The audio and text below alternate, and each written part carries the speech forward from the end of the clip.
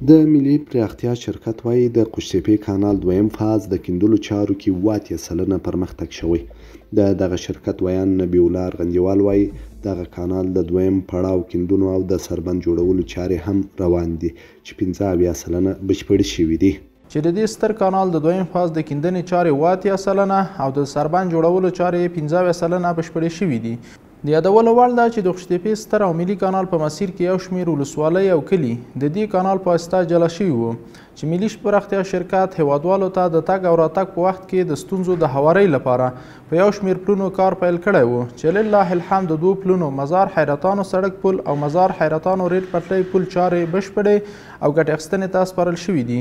بلخوا د کرنې او مالدارۍ خونه د قوشتېپې کانال جوړېدل د افغانستان د اقتصادي او کرنې د ودې لپاره مهم ګڼي. د دغه خونې مسؤلین وایي قوشتېپې کانال ډېر حاصل ورکوونکي ځمکې لري.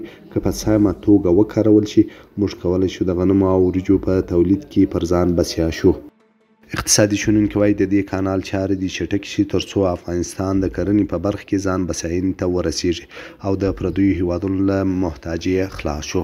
قوشتېپه دا یو ډیر ښه فرصت ده او په ډیرو سختو شرایطو کې په ډیرو سختو امکاناتو باندې دا جوړیږي.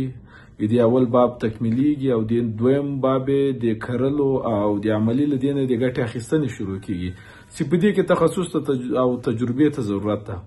اسلامي امارات د دې پروژې د ښه مدیریت لپاره باید تر ډیره حد اولویت تخصص ته ورکړي او د موږ دا سنتي حالات سنتي زراعت باید په عصري زراعت بدل کړي.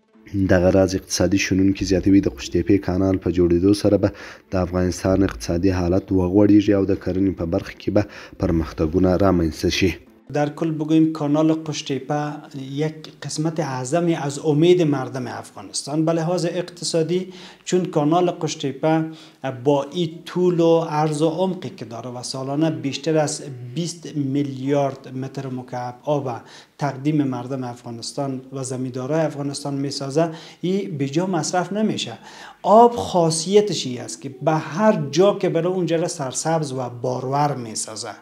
بنان کانال قوشتېپه محض حرکتش به طرف فاریاب از کلدار به طرف فاریاب محض حرکتش حاصلات عواید افغانستان حتی میبره بیشتر. د ملي پراختیا شرکت د معلوماتو له مخې د قوشتېپې کانال په اوږدو کې د لویو پلونو د جوړولو چارې هم بشپړې او ګټې اخیستنې ته سپارل شوي دي.